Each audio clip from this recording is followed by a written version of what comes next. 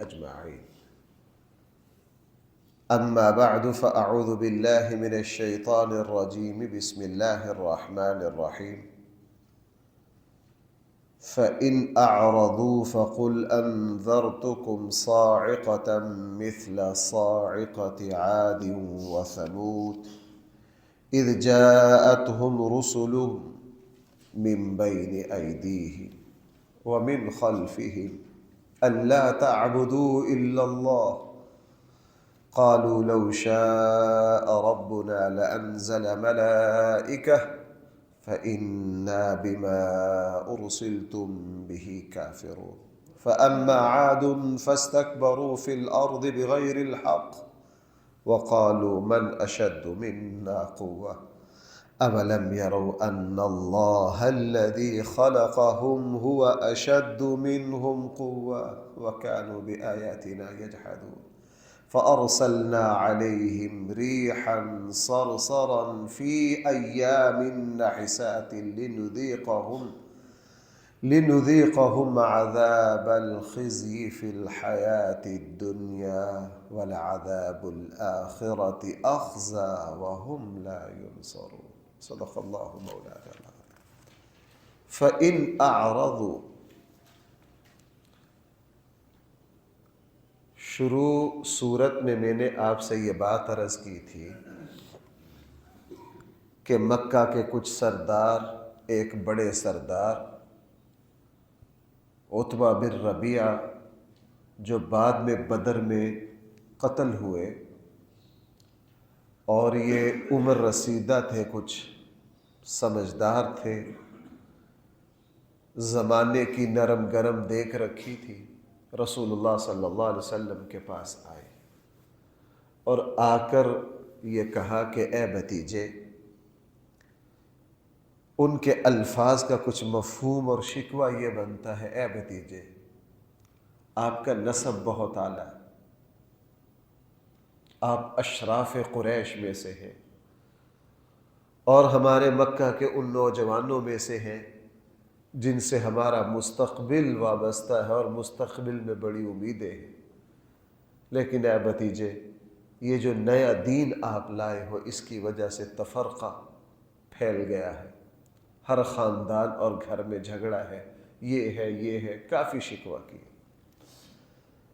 آقا کریم صلی اللہ علیہ وسلم نے ان سے پوچھا کہ آپ اپنی بات مکمل کر چکے؟ انہوں نے کہا جی میں اپنی بات مکمل کر چکا۔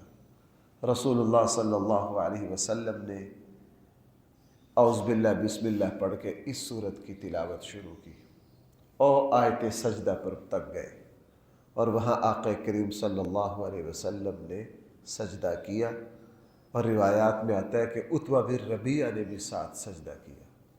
جب رسول اللہ صلی اللہ علیہ وسلم تلاوت فرما رہے تھے تو یہ ٹیک لگا کر حضور علیہ السلام کا کلام سنتا رہا اور آپ کے چہرے کی طرف دیکھتا رہا۔ یہاں سے اٹھ کر گیا، اس نے اپنی قوم کو بہت اعلیٰ مشورہ دیا جو قوم نے قبول نہیں کیا۔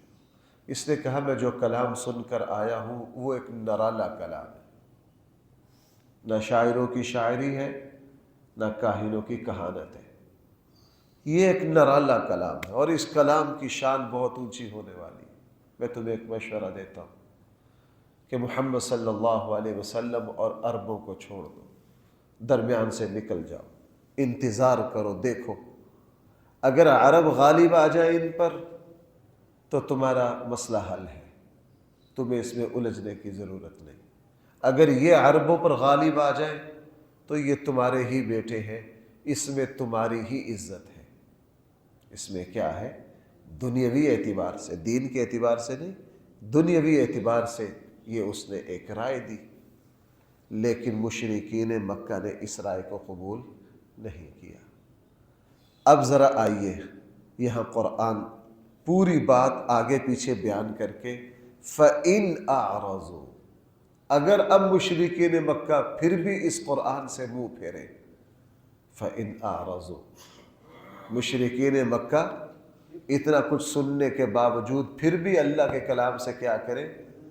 اگر اعرضوا، اب بھی یہ منہ پھیرے، فقل انذرتکم، تو آپ ان کو فرما دیجئے میں تمہیں ڈراتا ہوں، میں تمہیں ڈرا رہا ہوں، میں تمہیں بیدار کر رہا ہوں، صاعقۃ مثل صاعقۃ عاد و ثمود، اس طرح کی کڑک سے، چیخ سے، اس طرح کی آفت سے، مصیبت سے جس طرح کی آفت آئی عاد اور ثمود پر۔ وہ بھی بہت طاقتور تھے، ان کا بھی پورے خطے پر بڑا اثر و رسوخ تھا، عرب خطے پر بہت ان دونوں قوموں کا بڑا اثر و رسوخ ہوا۔ یہ بڑے قد کاٹ کی، بڑے ڈیل ڈول کی مالک تھے، اللہ نے ان کو زراعت بڑی دی، طاقت بڑی دی، یہ مشہور راستوں پر تھے، چشموں پر تھے، اور پہاڑوں کو تراش تراش کر اتنے طاقتور۔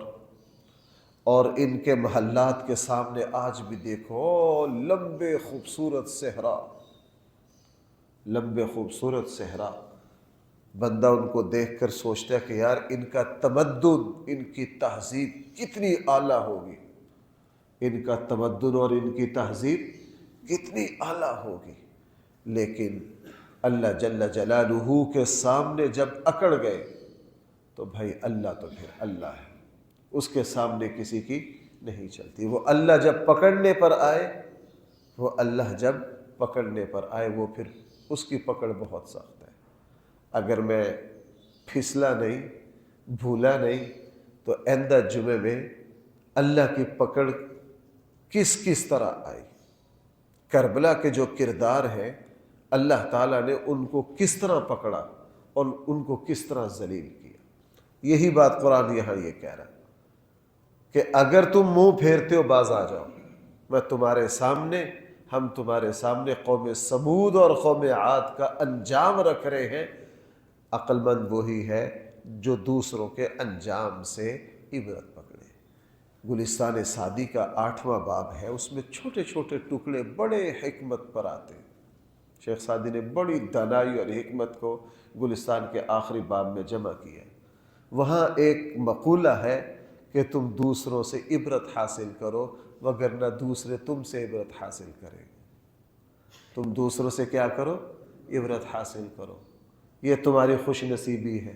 اگر اس خوش نصیبی کو ٹھکراؤ گے تو پھر تم نشان عبرت بنو گے، پھر دوسرے تم سے عبرت حاصل کریں گے۔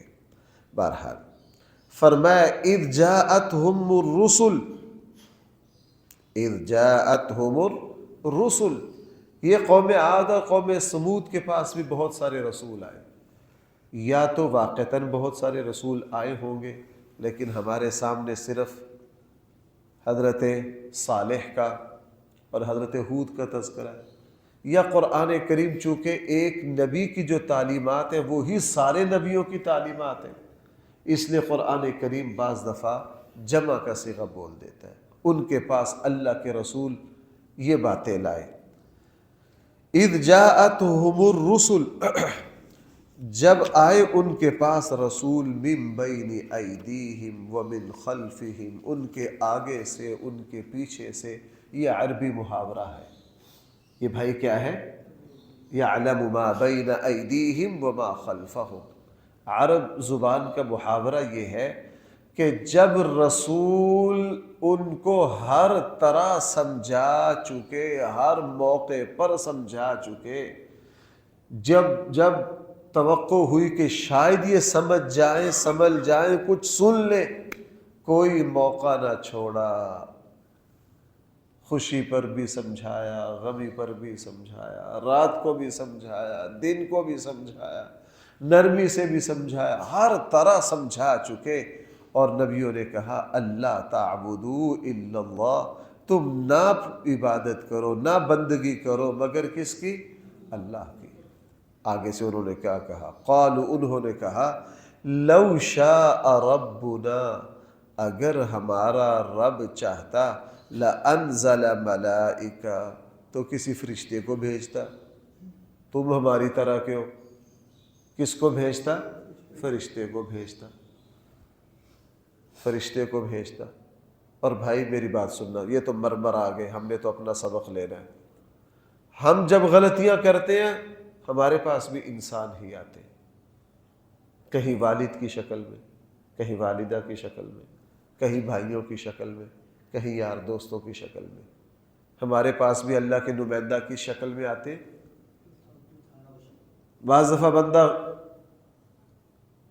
بینک سے سود لینا چاہ رہا ہے، یار دوست کہتے ہیں یار نہ کر، یہ اللہ اس کے رسول سے جنگ ہے، اس دلدل میں نہ پھنس، اس دلدل میں نہ پھنس۔ ایک بندہ جوا کھیلتا ہے، حرام رستے پر چڑھا، حضرت جبرائیل نہیں آئیں گے اس کے دروازے پر کہ سرکار اٹھو، میں جبرائیل ہوں، اللہ کی طرف سے آیا ہوں۔ چونکہ جب فرشتہ آتا ہے، قرآن اگلی صورت میں کہہ رہا ہے، اس وقت مہلت، فرشتہ اس وقت ہی آتا ہے۔ اللہ تعالیٰ کے بڑے نمائندہ انبیاء علیہ السلام ہیں۔ اب نبوت کا سلسلہ تو بند ہے، لیکن بندہ زندگی میں جب غلطیاں کرتا ہے، اللہ تعالیٰ کہیں ماں باپ کی شکل میں، کہیں استاد کی شکل میں، کہیں یار دوستوں کی شکل میں اللہ تعالیٰ اس تک پیغام بھیجتے۔ بھائی اللہ کیا کرتے ہیں اس تک پیغام؟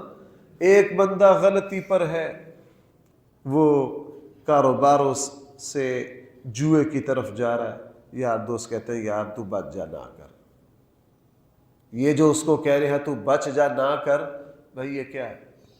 یہ اللہ تعالیٰ کی طرف سے، بھائی سمجھ رہے ہیں میری بات؟ یہ اللہ تعالیٰ کی طرف سے پیغام ہے، اللہ تعالیٰ اس کو بیدار کر رہے، اللہ تعالیٰ اس کو سمجھا رہے ہیں۔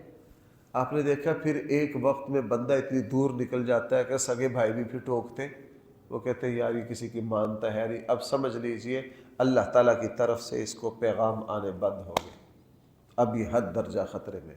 عقل مند وہ ہے جو آواز دینے والے کی آواز کو سن لے۔ بھائی جو کیا کرے؟ آواز دینے والے کی آواز کو سن لے۔ اور بندہ جب اس سطح پر دل و دماغ پر ایسا پردہ چڑھ جائے، نہ بڑوں کی سنے نہ یار دوستوں کی سنے، پھر آپ کو پتہ ہے ایسا بندہ ایک نہ ایک دن کیا ہوتا ہے؟ تباہ و برباد ہوتا ہے۔ یہاں یہ یہی بات کہہ رہے ہیں، قالوا لو شاء ربنا، اگر ہمارا رب چاہتا، یعنی اگر ہم غلط ہوتے، لانزل ملائکہ، تو کس کو بھیجتا؟ اتنے یعنی یہ اتنا غرور کا کلمہ انہوں نے کہا۔ فَإِنَّا بِمَا أُرْسِلْتُمْ بِهِ كَافِرُونَ، انہوں نے اللہ کے رسولوں سے کہا جو کچھ بھی تم دے کر بھیجے گئے ہو ہم اس کا کیا کرتے ہیں؟ انکار کرتے ہیں۔ آگے قرآن ان کا مرض بتا رہا ہے۔ فَأَمَّا عَادٌ، بہرحال عاد، فَاسْتَكْبَرُوا فِي الْأَرْضِ، وہ زمین میں اکڑ پڑے، انہوں نے زمین میں غرور کیا، بغیر حق، جس کا ان کو حق نہیں پہنچتا تھا، وہ غرور میں آ گئے۔ اور بھائی میں اس پارے میں بار بار آپ حضرات کی توجہ دلا رہا ہوں، چونکہ اس پارے میں یہ کلمہ بار بار آیا، اور پورے قرآن کریم میں کافروں کی بربادی کے اسباب کا تذکرہ قرآن جہاں کرتا ہے تو سب سے پہلے فاستکبروا، غرور کو لاتا ہے۔ بھائی کس کو لاتا ہے؟ غرور کو لاتا ہے، چونکہ غرور دل و دماغ کی اس کیفیت کا نام ہے کہ جو بندہ یہ سمجھتا ہے کہ بس جو کچھ میں ہوں وہی صحیح ہے، باقی سب کون ہے؟ ان کی کوئی حیثیت نہیں ہے۔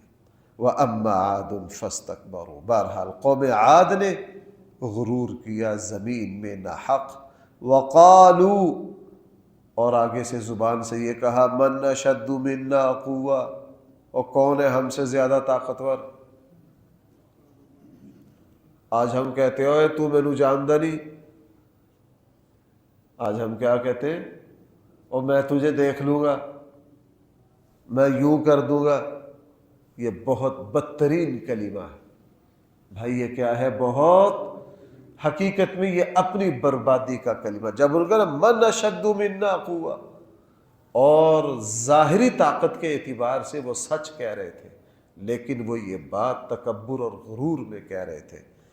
اللہ تعالیٰ نے فرمایا اولم یروا، انہوں نے دیکھا نہیں، ان اللہ الذی، بے شک اللہ وہ ذات ہے، خلقہم، جس نے ان کو پیدا کیا، ہوا اشد منہم قوہ، وہ اللہ طاقت میں ان سے بڑھ کر ہے۔ وہ اللہ طاقت میں کیا ہے؟ ان سے بڑھ کر ہے۔ انہوں نے اتنا من اشد منا قوہ، ہم سے زیادہ اثر و رسوخ رکھنے والا کون ہے، ہم سے زیادہ طاقتور کون ہے، ہم سے زیادہ ڈیل ڈول کا مالک کون ہے۔ اس کو نہیں دیکھا کہ ہم نے بندوں کو نہیں دیکھنا، ہمیں تو اللہ کے سامنے کیا کرنی ہے؟ عاجزی اور انکساری کرنی ہے، عاجزی اور انکساری۔ اور بھائی میری بات سنو، جو بندہ دنیاوی اعتبار سے جتنا بھی اثر و رسوخ طاقتور ہو، اس کی سعادت یہ ہے کہ وہ اللہ کے سامنے اتنا ہی زیادہ سر جھکانے والا ہو، اللہ کے سامنے اتنا ہی سر جھکانے والا ہو، اتنا ہی اللہ تعالیٰ کو یہ بہت پسند ہے۔ اس لیے ہمارے آقا صلی اللہ علیہ وسلم کی شان یہ، ہاتھ اٹھائیں اللہ سے جو چاہے فیصلہ کروا لیں۔ اللہ کی پوری قوت جو تھی وہ نبی کریم صلی اللہ علیہ وسلم کی پشت پر موجود تھی۔ میں یوں کہہ سکتا ہوں پوری خدائی جو تھی بھائی وہ کس کے پیچھے تھی؟ نبی کریم صلی اللہ علیہ وسلم کے پیچھے۔ لیکن اس کے باوجود اللہ کے رسول کی زبان مبارک سے جب بھی کوئی کلمہ نکلا وہ سراپا عاجزی، بھائی وہ کیا؟ سراپا عاجزی۔ قرآن کریم نے ارشاد فرمایا ان اللہ الذی، بے شک وہ اللہ جس نے ان کو پیدا کیا ہے، ہوا اشد منہم قوہ، وہ قوت میں ان سے بہت بڑھ کر ہے، وَكَانُوا بِآيَاتِنَا يَجْحَدُونَ، ان سب نے ہماری آیات کا کیا کیا؟ انکار کیا۔ ہوا کیا پھر؟ فَأَرْسَلْنَا عَلَيْهِمْ رِيحًا صَرْصَرًا، پھر ہم نے بھیجی ان پر منہ زور آندھی، پھر ہم نے بھیجا ان پر اندھا دھند طوفان۔ بھائی ذرا ایک بات توجہ کرنا، انہوں نے کیا کہا تھا؟ ہم سے زیادہ نشہ۔ اللہ نے اپنی کمزور ترین مخلوق کو، عام چلنے والی ہوا کمزور ہوتی ہے لیکن جب جوش میں آتی ہے ہر چیز کو ہلا دیتی ہے کہ نہیں؟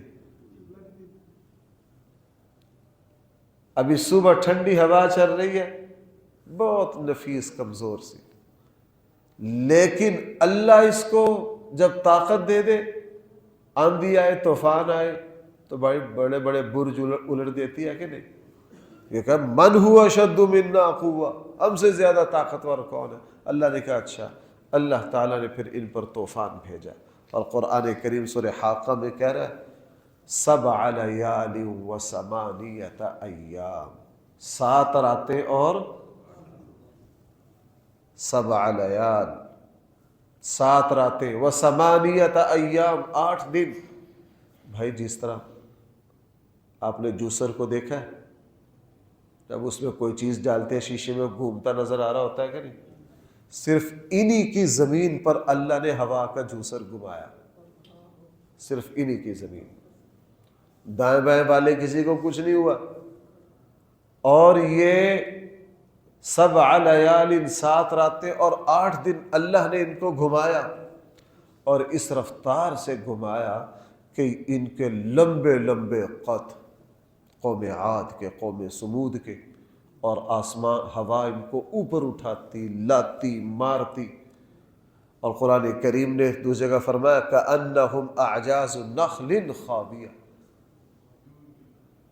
آپ نے کبھی کھجور کا، آپ کبھی بلوچستان اور سندھ کے علاقوں میں یا عرب علاقوں میں آپ کبھی کھجور کا جو درخت ہے نا باغ کٹا ہوا دیکھیں، لمبے لمبے تنے ایک دوسرے پر بے تکے کس طرح پڑے ہوتے۔ فرمایا کہ پٹخ پٹخ کر ہوا نے ان کو زمین پر دے مارا۔ ان کی زبان پر کیا تھا؟ من اشد منا قوہ۔ اللہ نے فرمایا اب آؤ میری طاقت کا مقابلہ کرو۔ اور بھائی حقیقت یہ ہے، اللہ تعالی ہم سب کی حفاظت فرمائے، زلزلہ لمحہ کے لیے آتا ہے، انسان کو اس کی بے بسی سمجھا جاتا ہے تم کتنے کمزور ہو، انسان کو بے بسی سمجھا جاتا ہے کہ تم کتنے کمزور ہو، کتنے کمزور ہو۔ بہرحال علیہم ریحا صرصرا فی ایام نحسات، منحوس دنوں میں۔ قرآن کیا کہہ رہا ہے؟ منحوس دنوں۔ ویسے تو کسی دن میں نحوست نہیں ہے، یعنی وہ دن ان کے لیے نحوست والے بن گئے، وہ دن ان کے لیے کیا بن گئے؟